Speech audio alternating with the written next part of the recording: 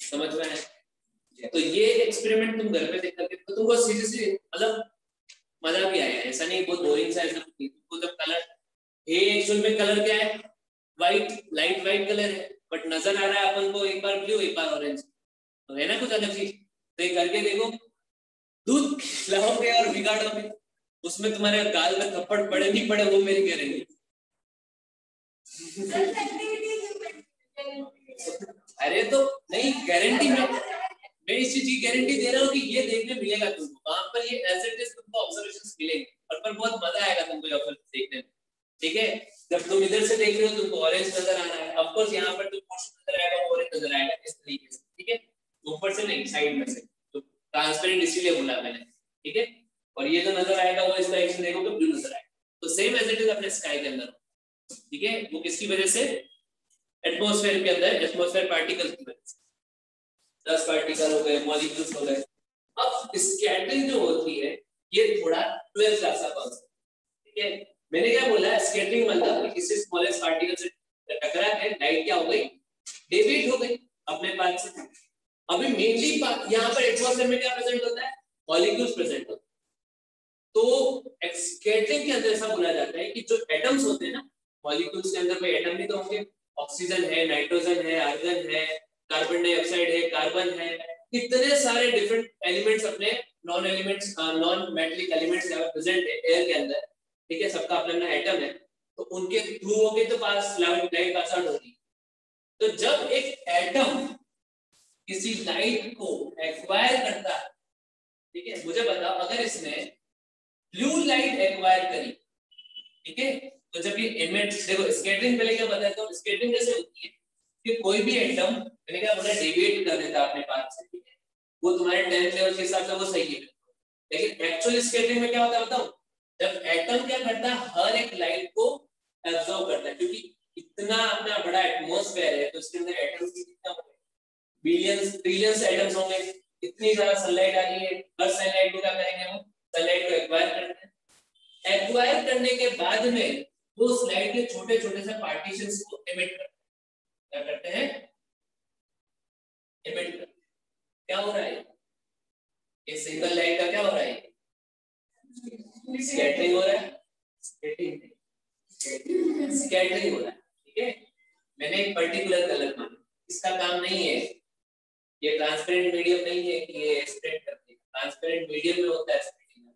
ये क्या कर रहा है, कि एटम का ऐसा नेचर होता है कि एटम एनर्जी को एक्वायर कर सकता है, और एटम्स एनर्जी को एक्वायर जब करते हैं तो फिर उस लाइट उस पर्टिकुलर एनर्जी का उस पर्टिकुलर लाइट को क्या करते हैं, छोटे छोटे टुकड़े में फिर इमिट करते हैं। क्या हो रहा है, स्कैटरिंग, ये होती है स्कैटरिंग। तो आई थिंक ना ही समझो बैठे। ठीक है, बट ओके, अभी ध्यान रखना ये एक्चुअली कौन काम, किसका काम होता है, मेनली एटम्स एंड मॉलिक्यूल्स का काम। ठीक है, अब अगर मैं मान रहा हूं कि अगर ये ब्लू कलर आ रहा है इसके पास, किस कलर का नजर आएगा जब इमिट करेगा तो, अरे भाई जब इससे जो लाइट इमिट हो रही है, ब्लू लाइट इमिट हो रही है तो ब्लू नजर आएगा ना भाई। अपन को ऑब्जर्व कलर्स क्यों नजर आते हैं उसका रीजन बताया था मैंने, वो भी इसका नॉलेज है। ठीक है, भाई ऑरेंज कलर नजर आ रहा है तो मतलब क्या हो रहा होगा कि वो ऑरेंज कलर के जो सरफेस है वो बाकी कलर्स को तो क्या कर रही है, एब्जॉर्ब कर रही है, और सिर्फ येलो और रेड को क्या कर रही है, रेडिएट कर रही है, इमिट कर रही है। ठीक है, तो जो कलर की लाइट अपने आंखों में गिरेगी कोई किसी ऑब्जेक्ट से, ठीक है, किसी ऑब्जेक्ट से ब्लू लाइट भी होती है, रेड लाइट भी होती है, रेड लाइट का लेजर होता है तो वो रेड लाइट ही नजर आता है, ऐसा थोड़ा कि येलो ग्रीन या व्हाइट नजर आना है, क्योंकि उसके पास है ही क्या, रेड लाइट है उस डॉट के अंदर, तो इसलिए अपन को रेड लाइट नजर आ रही है। तो जो चीज जिस लाइट को रिफ्लेक्ट करती है या इमिट करती है उसी कलर का वो ऑब्जेक्ट नजर आता है। ठीक है, तो यही रीजन है तुम्हारे स्काई के अंदर कि भाई स्काई का कलर ब्लू क्यों होता है और शाम के टाइम पे स्काई का कलर रेड क्यों हो जाता है, ऑरेंज क्यों हो जाता है। एक चीज और, क्या दिन के टाइम पे अपन सन को देख सकते हैं, नहीं देख सकते, शाम के टाइम पे यस देख सकते हैं। डिस्टेंस का पता चल गया क्यों ऐसा हो रहा है, क्योंकि जब हो रहा है वर्टिकल, जब वो है अपने सर के ऊपर जब है तब उसकी डिस्टेंस बहुत कम है, किससे, और एटमॉस्फेयर से। ठीक है, मतलब सन की डिस्टेंस कम नहीं है बट एटमॉस्फेयर जो होता है, अगर होराइजन पे देखोगे तो यहां से लेकर तुम यहां खड़े हो, तुम यहां से लेकर यहां तक का डिस्टेंस देखो और यहां से लेकर यहां तक का डिस्टेंस देखो, तो इस टाइम पे सर जब अपने सर के ऊपर होता है तब अपन नहीं देख सकते, और यहाँ पे होता है तो अपन आराम से वो ऑरेंज कलर का बॉल अपने को नजर आता है और तो काफी देर तक उसको देख सकते हैं, कोई प्रॉब्लम भी नहीं होती। तो इसकी वजह से हुआ कि यहाँ पर आते आते इसका डिस्टेंस बहुत बढ़ चुका है, तो ऑरेंज नजर आ रहा है क्योंकि सिर्फ रेड लाइट की जो वेवलेंथ है वो अपन तक पहुंच रही है और बाकी वेवलेंथ स्कैटर होकर इधर-उधर चली जाती, अपनी आंखों तक पहुंच ही नहीं ब्लू लाइट। और यहाँ पर क्या होता है कि ब्लू लाइट स्कैटर भी होती है और कुछ अमाउंट ऑफ ब्लू लाइट अपनी आंखों तक भी पहुंचती है, तो दैट्स आपको ब्लू कलर नजर आता है। स्काई पता चल गया, ठीक है। और क्या बताना था, बस हो गया। अभी देखो नेक्स्ट एटमॉस्फेरिक रिफ्लेक्शन स्टार्ट किया था हमने, क्या बताया था उसमें, early sunrise and delay sunset, apparent position of star बताया था ना, अर्ली सनराइज और अर्ली डिले सनसेट नहीं बताया ना, ये तो बहुत इजी है, ठीक है। इसमें मेन समझने का स्कैटरिंग ऑफ लाइट के अंदर ही था, अब तो बहुत इजी है, और ट्विंकलिंग ऑफ स्टार में थोड़ा और दिमाग लगाना पड़ेगा। वो बता दिया था ना मैंने, क्या बताया था मैंने, आता है, अच्छा फिर पूछेंगे, सिस्टम बोला आता है वही एक्सप्लेन करेगा सर सच्ची में मैंने बहुत लगा लर्न करने से नहीं, जो समझाने की बात कर रहा हूं। अच्छा ठीक है, अभी हमारी आएगी। तो एपरेंट पोजीशन समझा दिया था, ठीक है, वही एपरेंट पोजीशन का रीजन सेम इसमें है, early sunrise and delay sunset. तो यहाँ पर क्या होता है कि जब ये होराइजन आपका ज्यादा, ठीक है, ये आपका अर्थ, ये आपका अर्थ का एटमॉस्फेयर, नॉट हियर एटमॉस्फेयर, ठीक है। यहाँ पर क्या होगा बताओ कि अभी अपनी जो लिमिटेशन है वो होराइजन तक की है, मींस 180 डिग्री तक ही अपन देख सकते हैं, 180 डिग्री के नीचे नहीं देख सकते, स्पेस में जाना पड़ेगा, ठीक है। तो अपन अर्थ में मौजूद है तो अपनी लिमिटेशन है कि आप होराइजन मींस 180 डिग्री के एंगल तक ही अर्थ को देख सकते हो, उसके बाद नहीं देख सकते। अभी सुबह सुबह क्या होता है, मम्मी झाड़ू मार उठाती और क्या होता है, ठीक है, जितना ही मेरी मम्मी तो उठाती थी। देखो जब सन यहाँ होता है, ठीक है, अब सन की रेस हर डायरेक्शन में जाएगी, ऐसे जाएगी, ये सन की लाइट तो हर डायरेक्शन में जा रही है, बट अभी अपन को किस लाइट का काम है, जो लाइट कुछ इस तरीके से एंटर हुई, कैसे एंटर हुई, कैसे एंटर हुई, क्या तो रेयर से डेंसर मीडियम में मैंने क्या किया, toward the normal, toward the normal, toward the normal bend करता गया। एटमॉस्फेरिक रिफ्लेक्शन ऑलरेडी समझा चुका, तो बेंडिंग तो तुमको पता है। अब अपना लाइन ऑफ साइट कैसा है, straight, same as it is, तो ये सन की पोजीशन का नजर आएगी, अभी होराइजन के नीचे है, पर लेकिन अपन को क्या होगा मॉर्निंग टाइम में ये पहले ही नजर आता है तरीके से, ठीक है, मतलब इस सन का पोजीशन अपन को नजर आएगा यहाँ पर, और ये कहाँ पे एक्चुअली यहाँ पर। तो मुझे बताओ कि एक्चुअली ये यहाँ कब पूछेगा, हालांकि इतना डिफरेंस नहीं होता है, ये डिफरेंस होता है इतना सा होता है, जैसे मान लो कि ये एक्चुअल सन है और इसकी एक्चुअल पोजीशन अपन को इस तरीके से, मैं बस बताने के लिए थोड़ा बड़ा बनाया, समझ में आई बस, मतलब इतना सा डिफरेंस, ठीक है। और वो डिफरेंस तो यहाँ मतलब उसकी एक्चुअल पोजीशन में उसको पहुंचने में कितना टाइम लगेगा, अभी ये यहाँ पर है और एक्चुअली यहाँ पर कब आएगा, ये 2 मिनट बाद, ये 2 मिनट का टाइम का लैप होता है, अगर 2 मिनट टाइम का होता है डिफरेंस होता है, तो उसकी जो एक्चुअल पोजीशन है अभी वो 2 मिनट बाद में वहां तक, ठीक है, पर वो अपन को 2 मिनट पहले ही नजर आता है। तो जब एक्चुअली सनराइज होता है उससे 2 मिनट पहले ही अपन को सनराइज नजर आ जाता है, समझ में आई बात, उसका कुछ नहीं, यहाँ पर तो एग्जैक्टली ये पोजीशन है, सन एग्जैक्टली अपन को यहाँ नजर आएगा। तो रिफ्रैक्शन भी कब होता है, हाँ, अगर ये एक रिफ्लेक्टिव सरफेस है और मैंने कोई लाइट का सोर्स, यहाँ से कोई लाइट का रे आ रही है, तो उसका रिफ्लेक्शन किधर होगा? शाम का सेम। पता चल गया आपने क्वेश्चन का आंसर? यहाँ पे होगा एग्जैक्टली सनलाइट ऐसे आती है, इसके दिन के टाइम पे बहुत कड़क धूप करती है। जब पता चल गया तो ये रीजन है। ट्विंकलिंग ऑफ स्टार का थोड़ा देखो। अच्छा, ट्विंकलिंग ऑफ स्टार देखने से पहले एक क्वेश्चन कभी बार और पूछे थे कि भाई जब कहीं पर भी आग जल रही होती है और आग की जहां पे लपटें उठ रही होती है, उस पर्टिकुलर ऊपर वाले पोर्शन से जब तुम आर पार देखते हो तो तुमको उधर की चीजें जो होती है, फायर के उस साइड की जो चीजें होती है वो हिलती हुई नजर आती है।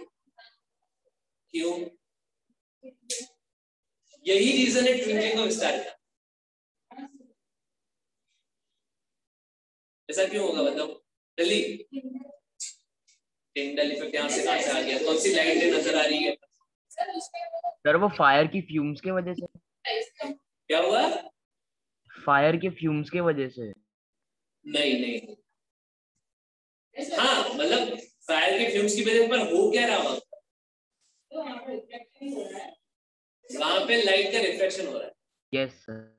बट किस तरीके से हो रहा है वो देखो। जैसे मान लो कि ये आपने फायर जला रखी है, फायर की लपटें बीच उठ रही है, उसके इस पोर्शन में जब तुम देखते हो, इस पोर्शन यहां से अगर तुम किसी चीज को ऑब्जर्व करें तो हिलती नजर आती है। यहाँ पर एक साइकिल स्टार्ट, जैसे आप आग जलाते हो ना, एक साइकिल स्टार्ट होता है। कौन सी साइकिल होती है वो? कि भाई इसके आसपास की जो एयर होगी वो क्या होगी? जैसे आग जलाई, गर्म होगी, गर्म होते गर्म हवा कहां से जाएगी? ऊपर। तो गर्म हवा ऊपर चलेगी तो ये स्पेस खाली होगी, तो स्पेस तो खाली कभी रहती नहीं है, क्या आ जाएगा यहाँ पर? कूल एयर आ जाएगी। तो ऐसा हर पर्टिकुलर सेकंड में ऐसा होता है। मींस कंटिन्यूअसली यहाँ पर किस तरीके का मीडियम बनता रहेगा?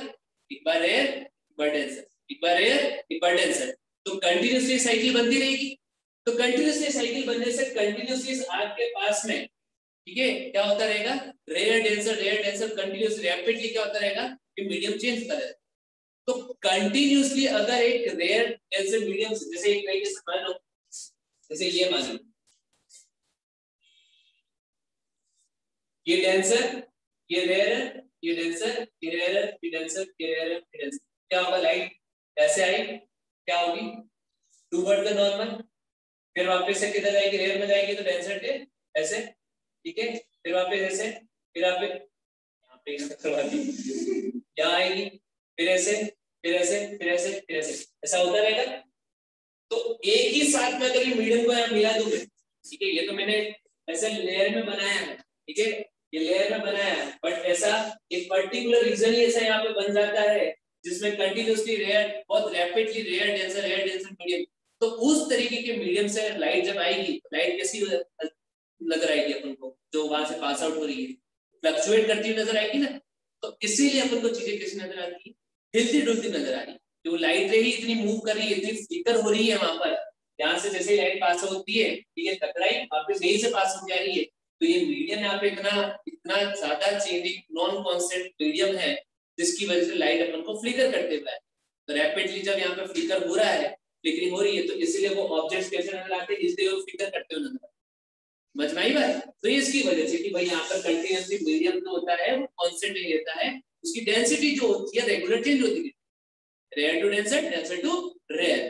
तो दैट्स आपको ऑब्जेक्ट नजर आता है। ये रीजनिंग क्वेश्चन आ सकता है। यही सेम रीजन है ट्विंकलिंग ऑफ स्टार। उसमें क्वेश्चन ऐसा पूछा जाता है कि स्टार जो होते हैं, स्टार से जो लाइट आ रही है वो ट्विंकल करती नजर आ रही है, लेकिन अगर किसी प्लैनेट से या किसी सैटेलाइट से जो लाइट आ रही है वो अपन को फ्लिकर करते हुए नजर क्यों नहीं आती? दो रीजन है उसके, ठीक है।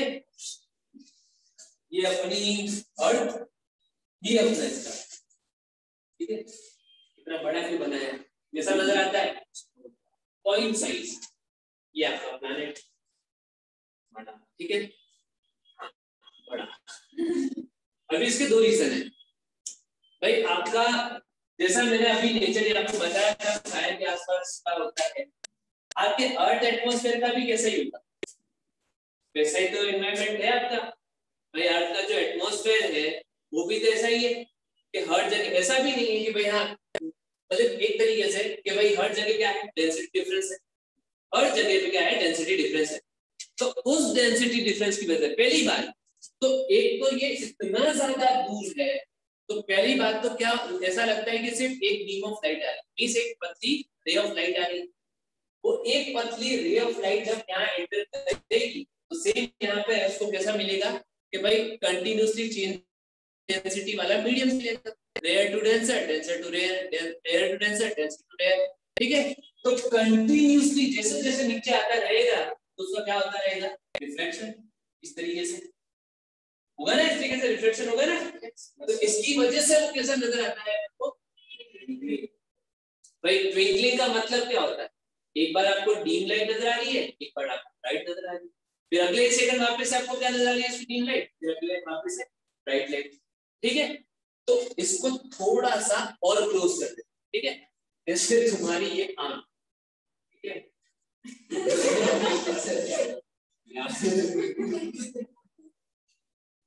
ठीक है, अब तुमको कैसे नजर आएगा। ठीक है, मान लो कि यहाँ से ये स्टार से आने वाले 5 लाइट,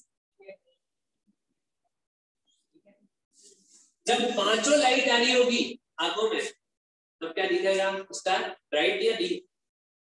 मतलब मान लो कि 5 ही रेज आ रही है उसके पास से, दिस जो अकॉर्डिंग टू 5 रेज मान लो कि बहुत ब्राइट है, अभी ब्राइट नहीं।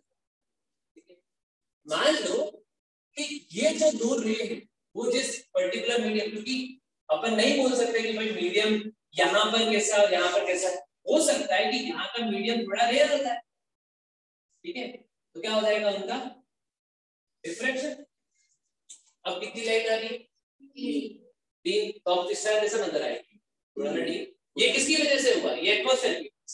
ठीक है, मैक्सिमम 5 आ रही थी, जब कोई भी रिफ्लेक्शन नहीं हो रहा था तो ब्राइट नजर आ रहा है।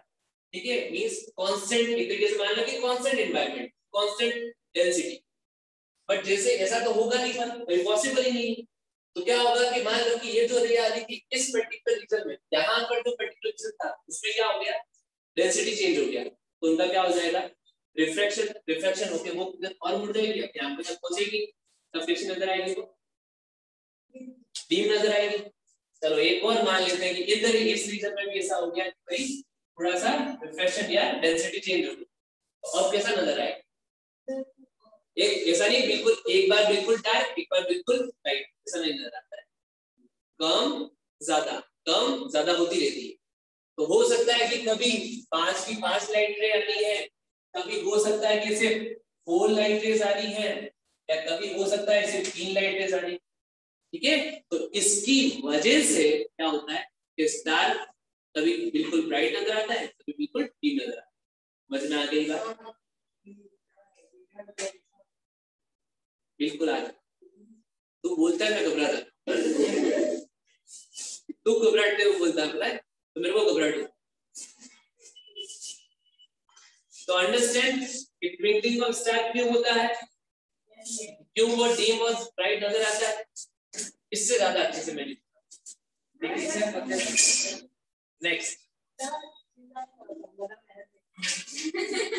हाँ पता है, एमसीक्यू से ना। चलो बोलो क्या बोल रहे थे सर। अरे समझा तो पूरी रामायण खत्म हो गई, राम भगवान वनवास क्यों निकले।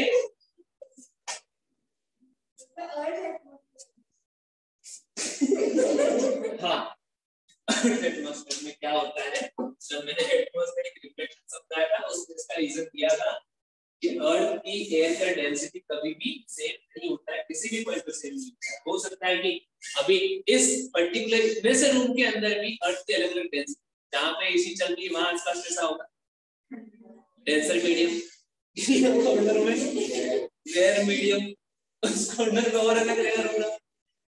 ठीक है, तुम्हारे और अलग होगा। ठीक है, तो अलग अलग डेंसिटी होगी ना, तो ऐसा ही अपने एटमॉस्फेयर में होता है। और तब दिन का टाइम होता है तो अर्थ की सरफेस गर्म होती है तो उसके आसपास की एयर को भी क्या कर सकता है, गर्म कर देता है। तो अर्थ की सरफेस गर्म होते ही एयर गर्म होगी तो कहां जाएगी एयर, अपवर डायरेक्शन में। ठीक है, मींस हॉट एयर जो होती है वो लाइट हो जाती है, डेंसिटी कम हो जाती है, उसका मास पर यूनिट कम हो जाता है। क्यों? क्योंकि उनका इंटरमॉलिक्यूलर स्पेस बढ़ जाता है। ठीक है, और ये अपन ने पहले सब डायग्राम बनाया, एक डब्बा लिया था एयर मॉलिक्यूल्स बनाए थे। ठीक है, मैं इसको गर्म करूंगा, ठीक है, नीचे फ्लेम लगा दूं ऐसे ये थोड़ा दूर भागने की कोशिश करेंगे, अगर इनको फ्री स्पेस मिलेगी तो दूर भागने की कोशिश करेंगे, दूर भागने की कोशिश में इनका इंटरमॉलिक्यूलर स्पेस अब और बढ़ता है। किया था ऐसा? नहीं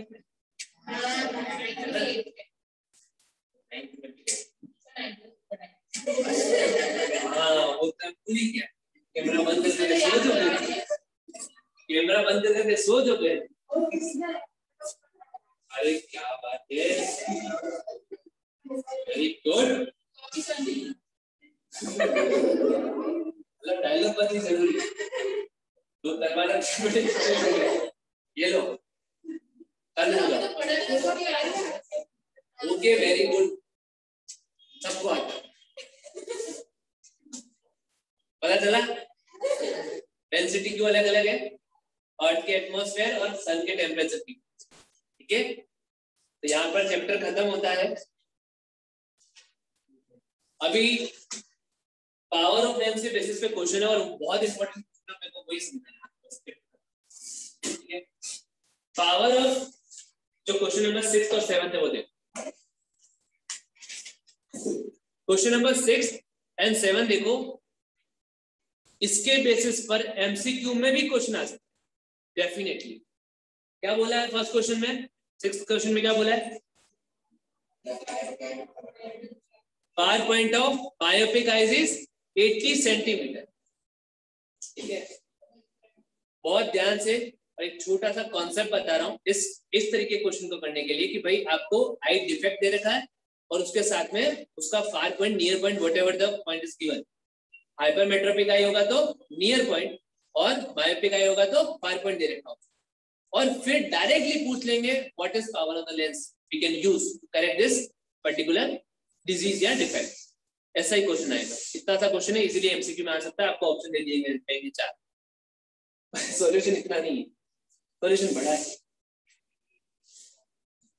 इसके अंदर देखो पावर ऑफ लेंस कब निकाल सकती है? जब आपके पास में फोकल लेंथ हो। कहीं दे रखी फोकल लेंथ?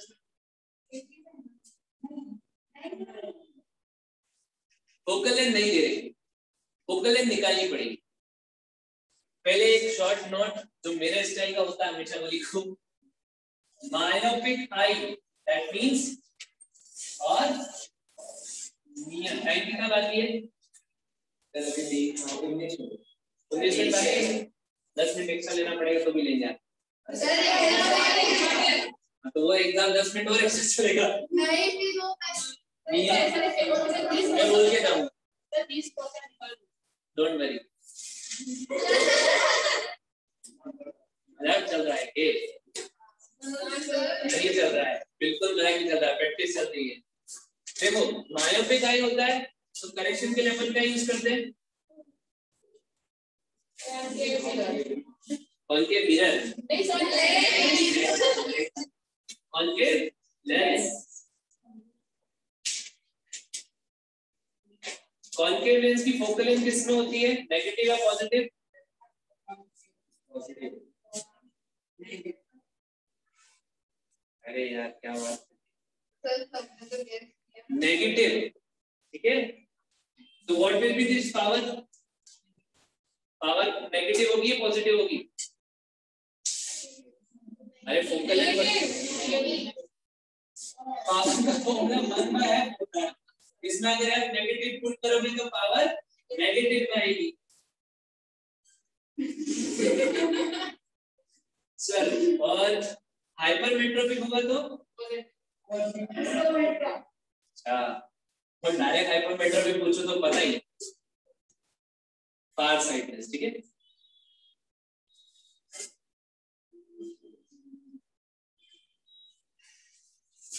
क्या यूज करोगे? Convex lens. Convex lens use करोगे, फोकल लेंथ होगी इसकी पॉजिटिव, तो that will be power will be positive. ठीक है, ये चीज याद रखना। अभी क्वेश्चन के अकॉर्डिंग बता दोगे क्या करना, क्वेश्चन में किस चीज पर ध्यान देना जरूरी है।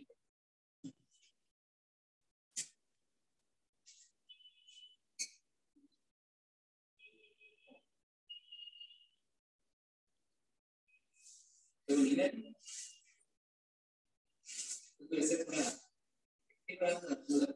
लूज से प्रश्न करके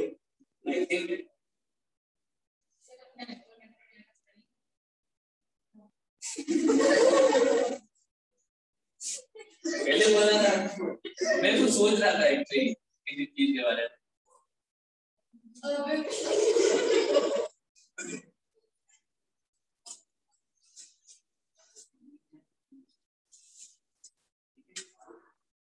ठीक है,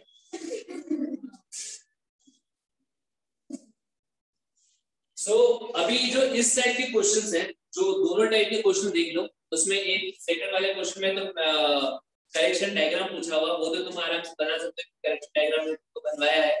ठीक है, लेकिन क्वेश्चन उसके आगे as it is same question. ठीक है, कि उसका नियर पॉइंट क्या हो चुका है, 1 सेंटीमीटर 1 मीटर हो चुका है। इन केसेस के अंदर मैं एक क्वेश्चन सॉल्व करता हूं, फर्स्ट वाला। ठीक है, इन केसेस के अंदर आपको डायरेक्टली चलो कॉन्सेप्ट ही बता देता हूं कि इसमें आपको क्या निकालना पड़ेगा, फोकल लेंथ निकालनी पड़ेगी। तो फोकल लेंथ निकालोगे तो ही पावर निकलेगी, और फोकल लेंथ कब निकलेगी, जब अपन लेंस फॉर्मूला पुट करेंगे। तो फिर मिरर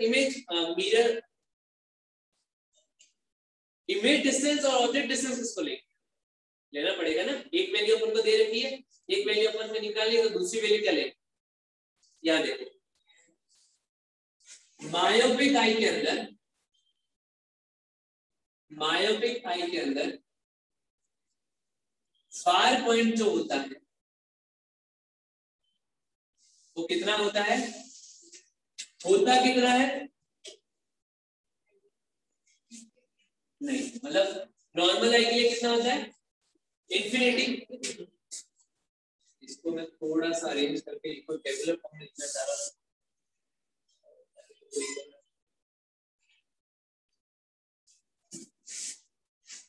भाई नॉर्मल आई के लिए होना चाहिए, फायर पॉइंट जो होना चाहिए वो होना चाहिए इंफिनिटी। ठीक है, और मैं इसी तरीके से अगर मायोपिक आई की बात करूं, मायोपिक आई इसका जो पॉइंट होगा वो क्या होगा, लेस देन इंफिनिटी। ठीक है, क्या होगा, लेस देन इंफिनिटी। ठीक है, लेस देन इंफिनिटी होगा। अभी यही एज इट इज नॉर्मल आई के लिए, हाइपरमेट्रोपिक ये किसके लिए, मायोपिक आई के लिए है। अगर ये जो अलग से लिख रहा हूं वो लिख रहा हूं मैं हाइपरमेट्रोपिक, आपको पता क्या कोशिश करेंगे तब। तो नियर पॉइंट क्या होना चाहिए, 25 सेंटीमीटर। ठीक है, पर हाइपरमेट्रोपिक आई के लिए क्या होगा,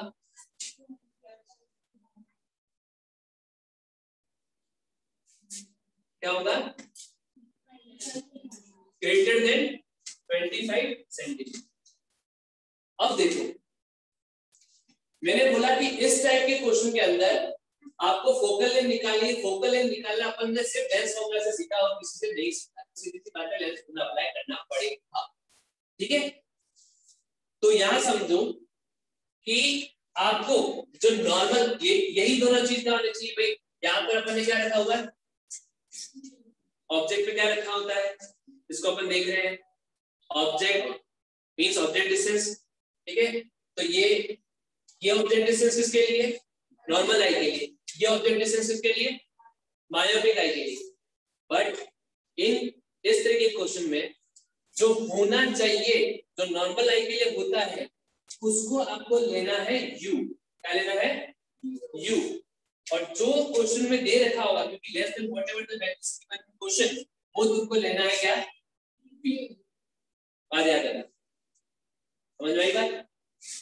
और दोनों किस में लोगे, आंखों के सामने की बात हो रही है, दोनों कहां है, यहीं पे ना कि भाई नियर 100, जैसे फर्स्ट क्वेश्चन में आपको मायोपिक आई के लिए कितना दे रखा है, 80 सेंटीमीटर दे रखा है, ठीक है। मैं मान लेता हूँ, यही पे डायरेक्ट लिख देता हूँ मैं कि less than infinity that is 80 centimetre आपको फार पॉइंट दे रखा है।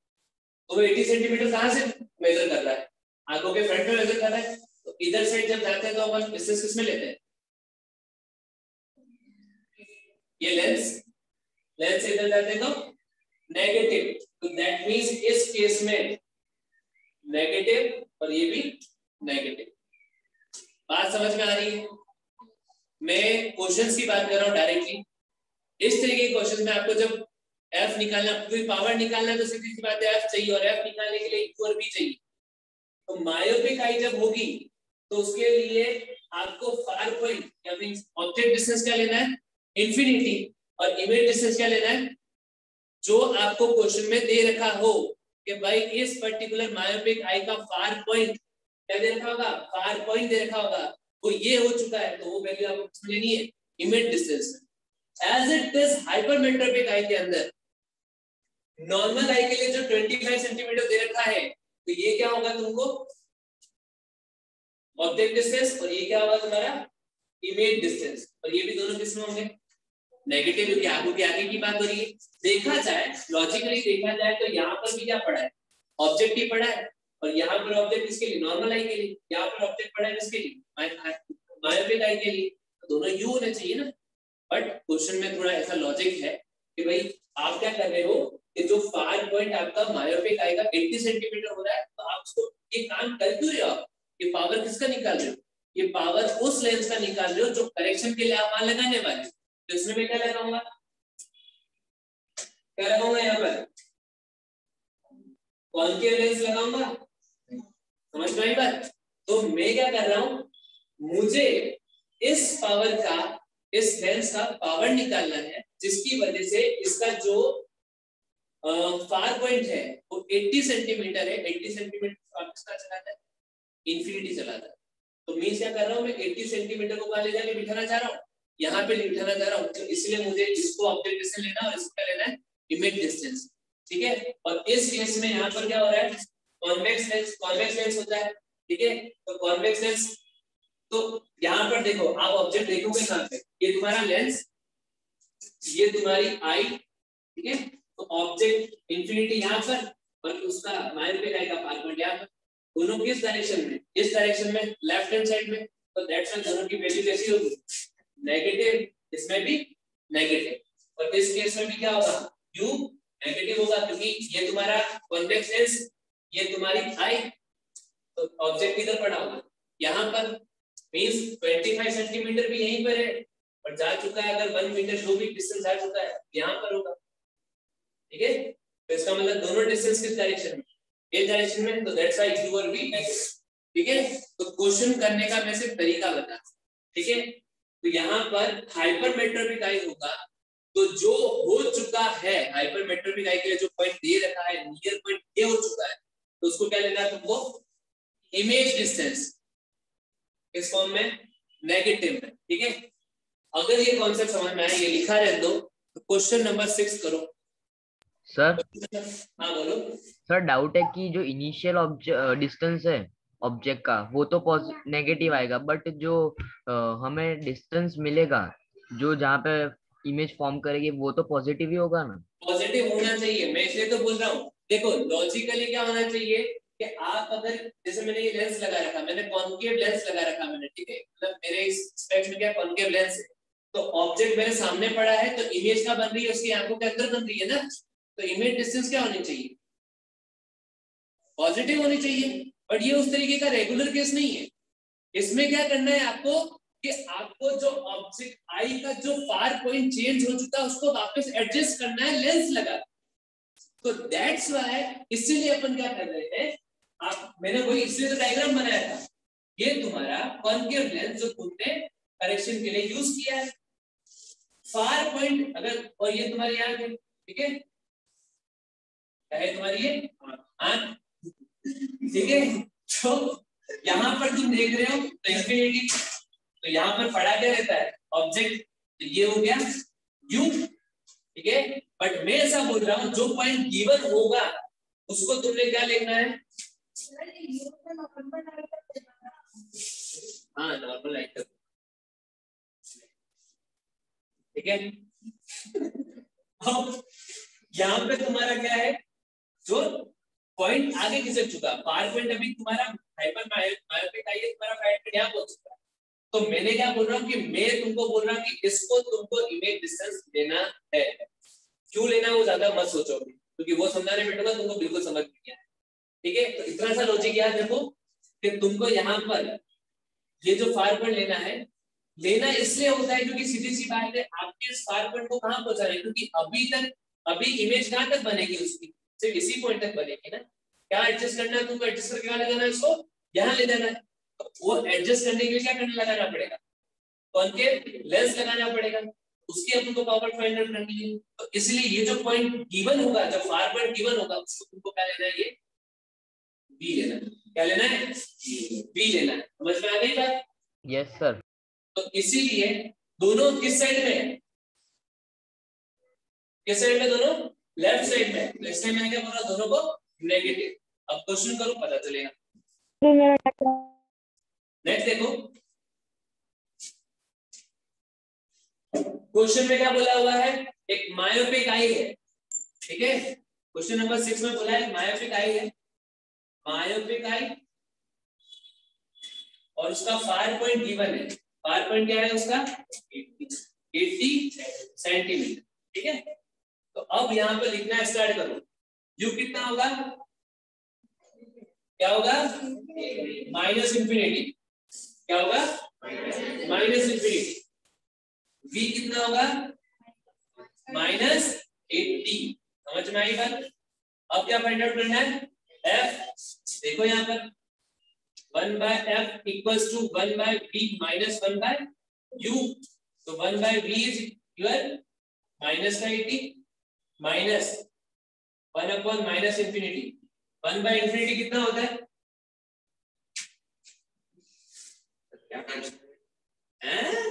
कितना होता है? अरे तुम 1 को इंफिनिटी टाइम डिवाइड कर सकते हो क्या, नहीं कर सकते। तो इसलिए इस वैल्यू को तुम क्या ले लेते हैं, 0, ठीक है। f कितना आ गया, f कितना आ गया, माइनस 80, ठीक है। पावर कितनी होगी, 1 upon minus 80।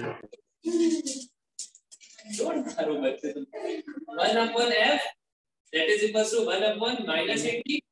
कितना आ जाएगा ये, अब क्या करो, माइनस में कुछ वैल्यू आएगी।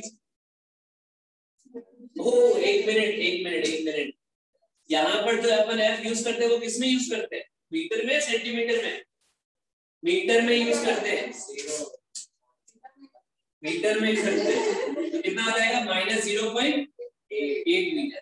यहाँ पे लिखो माइनस 0.8, अब हो जाएगा ये कितना आ गया, 5/4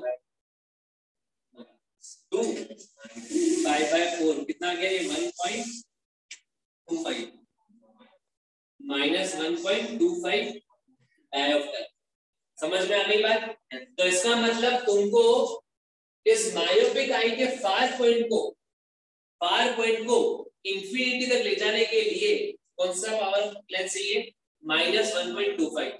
समझ में आई बात? इस पावर का लेंस अपन यूज करेंगे तो 80 सेंटीमीटर वापस कहाँ पहुंच जाएगा, इंफिनिटी पर।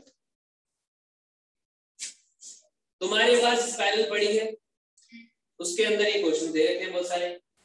ये कॉन्सेप्ट जैसे तुमको लिखना चाहो ये लिख लो ऐसे एज इट इज। हाँ,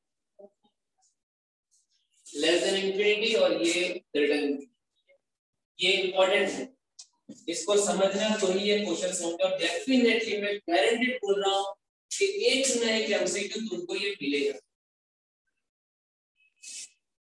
नहीं मिले तो पढ़ना छोड़ दूंगा, पर मिलेगा, डेफिनेटली मिलेगा, डेफिनेटली इस टाइप का क्वेश्चन मिलेगा और वहां पे यही कॉन्सेप्ट यूज करना है। बस इतना सा याद रखो कि मायोपिक आई के अंदर तुमको ऑब्जेक्ट डिस्टेंस क्या लेना है, इंफिनिटी। और हर क्वेश्चन में ऐसा ही है कि ऑब्जेक्ट डिस्टेंस जैसे मायोपिक आई बोले तो ऑब्जेक्ट डिस्टेंस ले लेना इंफिनिटी और इमेज डिस्टेंस ले लेना जो फार पॉइंट दे रखा हुआ, ठीक है। और इस केस में जब हाइपरमेट्रोपिक आएगी, इसका क्वेश्चन करके बताओ, नेक्स्ट वाला क्वेश्चन यही है, करके बताओ मेरे को इसका पावर कितना चाहिए। नेक्स्ट 7 क्वेश्चन में हाइपरमेट्रोपिक आएगा केस दे रखा, तो करो उसको और बताओ आंसर फटाफट से।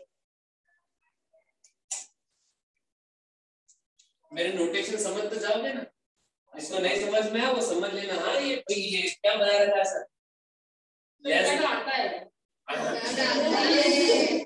लेस देन, ठीक है, ये इक्वेट डिस्टेंस ये नेगेटिव। बताओ मेरे को हाइपरमेट्रोपिक आई का अंदर जो लेंस लिया है उसका पावर बताओ फटाफट से, टाइम क्या हो रहा है, जल्दी करो। हाइपरमेट्रोपिक आई का केस बताओ।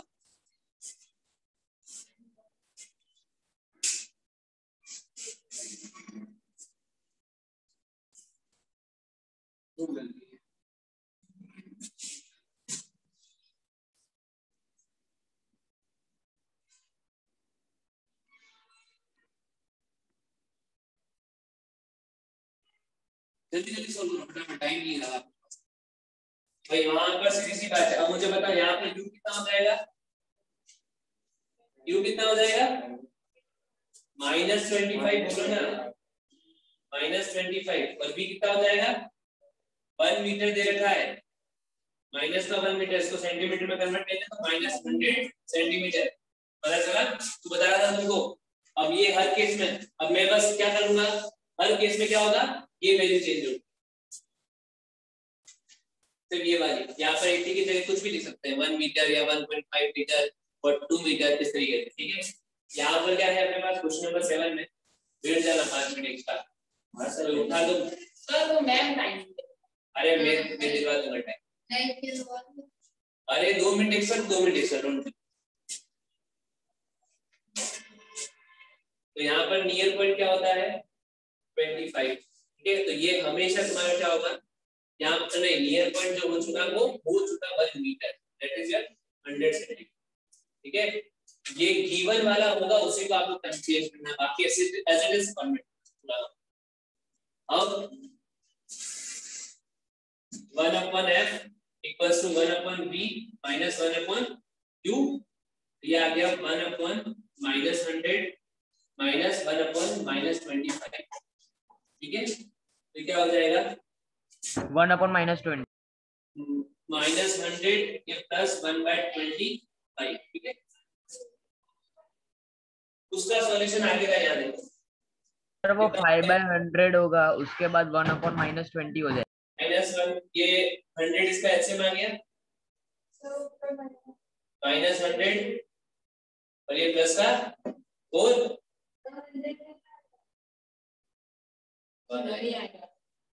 ठीक है। 1/f इक्वल्स टू 3/100, तो f इक्वल्स टू कितना आ गया 100/3।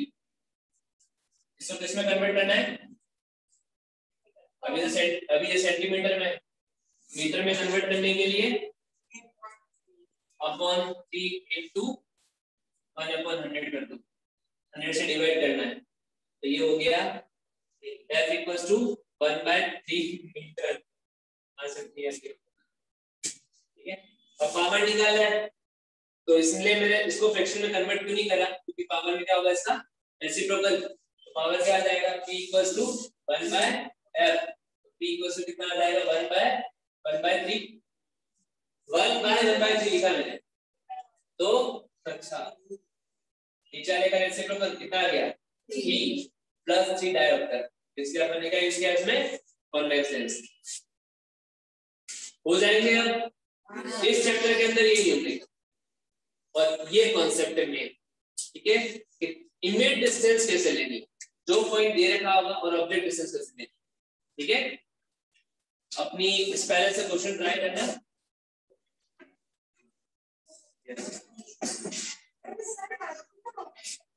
इसी में लिखा होगा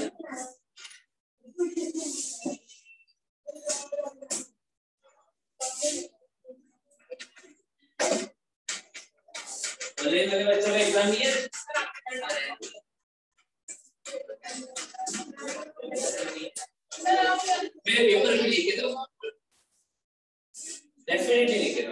मैडम को, मैडम भूल जाते हैं और